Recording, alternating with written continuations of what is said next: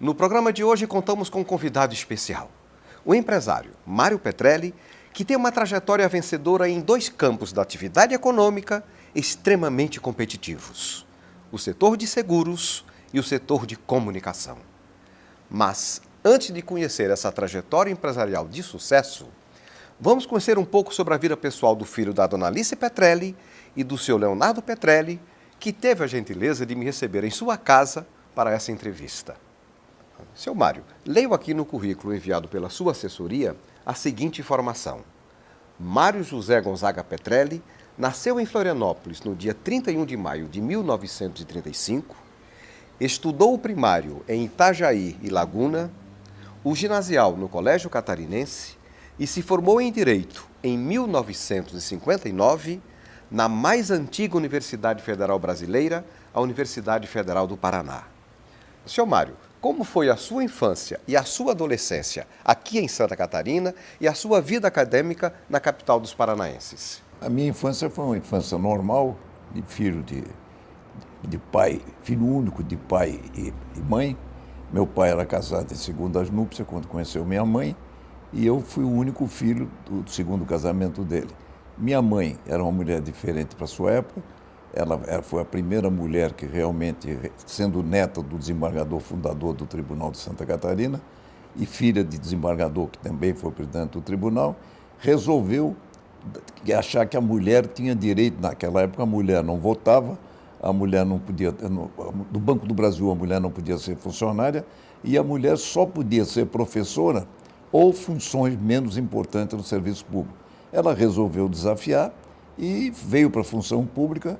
Foi designada chefe de expediente, que corresponde hoje a chefe de gabinete, trabalhou com grandes secretários da Fazenda da época, Adolfo Conde, Henrique Fontes, e foi exatamente um desafio que ela implantou, e com isso eu considero que ela foi a primeira mulher que resolveu dar valor à própria mulher. O governador Espiridão Amin, à época de seu centenário, prestou uma grande homenagem a ela, criando, sem dúvida alguma, a mais alta condecoração do serviço público, que é a Medalha do Mérito Alice Guilhom Gonzaga Petrelli, que é dada anualmente a funcionários escolhidos pelas suas próprias repartições e órgãos como a melhor figura.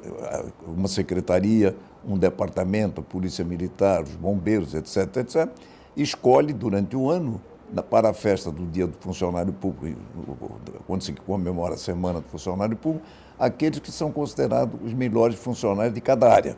Meu pai era um engenheiro italiano que veio para o Brasil mais ou menos em 1902, 1903, a época que o Brasil tinha pouquíssimos engenheiros, e trabalhou no Rio de Janeiro, no maior grupo empresarial do Rio naquele tempo, o Grupo Antônio Lage.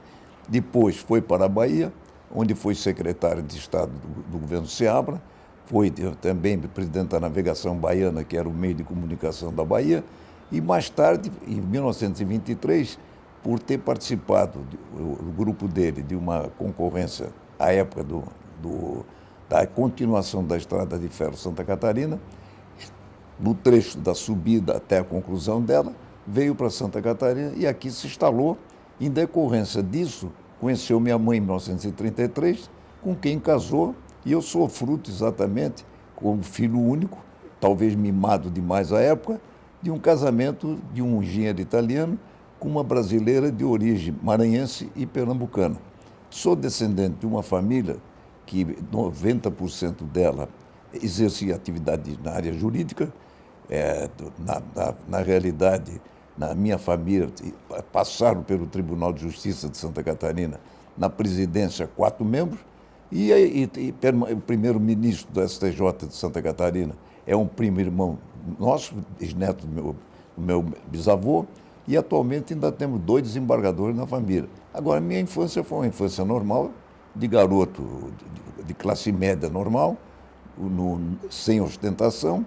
Estudei o primário em Itajaí, no Colégio São José, uma parte em Laguna, e depois fiz uma parte do ginásio do Colégio Catarinense, à época considerado um dos 3 melhores colégios jesuítas do Brasil, que era o Anchieta, o Santo Inácio de Loyola e o Catarinense, e no ginásio lagunense também passei por lá.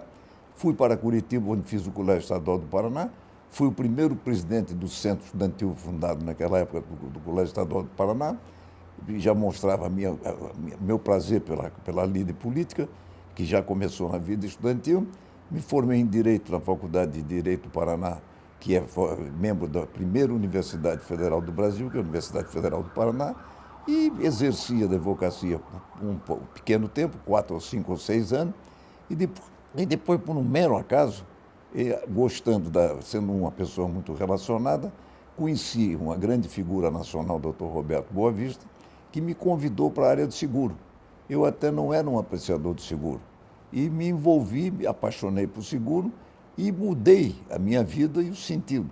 E não fui exercer aquilo que era a tradição da família, área jurídica, fiquei um bacharel e não um advogado, o que sou hoje um bacharel, e também não segui nem a carreira de meu irmão, que era médico, e nem tampouco a carreira de meu pai, que era engenheiro, e uma outra carreira tradicional na família, o sacerdote, porque na nossa família tem 3 cardeais, na Itália. Então, quer dizer, não fui nem sacerdote, nem médico, nem engenheiro, e advogado que virei bacharel. Então, isso foi minha vida normal, e não tive nada de especial, nada que fosse, vamos dizer, algo especial. A vida de um estudante normal e de uma família normal, de classe média, e que voltada muito... Minha mãe era uma mulher profundamente ligada à área política, profundamente ligada aos ramos, e meu pai, por coincidência, profundamente ligado à família Conder, o que dava até, vamos dizer, quase um conflito interno, mas minha mãe tinha uma força muito grande assim na imagem. Foi que meu avô, a chácara do meu avô, do lado da chácara do Vidal Ramos, e a afinidade Ramos e Gonzaga era uma afinidade verdadeira de compadresco. Vidal Ramos, quando foi governador em 1910, a época da Guerra do Contestado, de 1912, pediu ao então desembargador Alvo de Sá Gonzaga que se afastasse do tribunal para ser exatamente o chefe de polícia da Guerra do Contestado, o que ligava duas famílias que continuou. Meu pai ligado aos Conder, então daí surge a minha amizade e meu respeito, tanto aos Conder, com quem eu tenho profundo respeito e admiração pelo talento, pela seriedade, como aos Ramos, que eu diria, numa intimidade muito grande. As minhas tias, pelo lado de Gonzaga, eu as chamava pelo nome próprio. E do lado de Ramos, eu chamava tia Santa, tia Maria Júlia, que eram os irmãos de Nereu. Quer dizer, havia um respeito maior. Quer dizer, essa foi a minha vida. Seu Mário, como era o Brasil nessa época nos aspectos políticos, econômicos e sociais? O Brasil, nessa época, vinha de um regime, efetivamente, que, vamos dizer, a Revolução de 30 imprimiu um novo Estado político no Brasil, que veio formada por um grupo de jovens até, que são os tenentes de 22, que resolveram fazer uma mudança na história política do coronelismo brasileiro. Mas a Revolução de 30 teve depois a Revolução Paulista de 32 e o Estado Novo do Getúlio em 37, com a Carta do Chico Campos, a polaca. E a minha infância, naquele tempo, se comemorava no dia 22 de abril, um dia muito importante para o Brasil, que era o dia do aniversário do ditador. Então havia desfile, havia todas as solenidades, como se fosse, na realidade, um dia importante, um 7 de setembro, um 15 de novembro. Então o Brasil era um país, vamos dizer, sem industrialização, sem representatividade internacional, era um país tipicamente rural, na época devia ter 42 milhões de habitantes, cuja maioria da população vivia na zona rural, que foi uma grande vantagem. E em 45, o Brasil muda, a situação Getúlio é derrubada em 29 de outubro, assume o presidente do Supremo, Zé Linhares, e é quando vem para Santa Catarina como interventor Luiz Galotti, que era procurador-geral da República, que mais tarde foi presidente do Supremo. Essa era a situação. E o Brasil vivia, na parte econômica, uma dificuldade muito grande. E o que é muito importante, que o Getúlio, criticado ou não, admirado por uns e por outros condenado mortalmente, ele foi um homem que mudou o Brasil. Mudou o Brasil quando, na realidade, ele criou a legislação trabalhista, que hoje está superada, indiscutivelmente, que cada coisa na sua época, quando deu o voto da mulher, E quando, na realidade, enganou alemães, italianos e americanos, porque a todos ele dava a impressão que ia apoiar ora os alemães, ora os italianos, ora os americanos. Com isso, ele enganou Mussolini. Quando o genro do Mussolini, Conde Ciano, veio ao Brasil, para vender caças, ele empurrou 5 milhões de sacas de café em contrapartida. Enganou os alemães, dando a impressão que ia ficar com eles, e conseguiu, dos americanos, trazer exatamente o grande financiamento para o desenvolvimento da indústria siderúrgica do Brasil. Quer dizer, ele era um homem diferente e, para definir melhor do que o Getúlio, basta dizer o que diz Fernando Henrique Cardoso, que diz que o Getúlio era um homem de uma época e um verdadeiro estadista diferenciado. A industrialização surge exatamente depois com a siderúrgica, ela se desenvolve indiscutivelmente à época do governo do Juscelino, que muda a história do Brasil 50 anos em 5.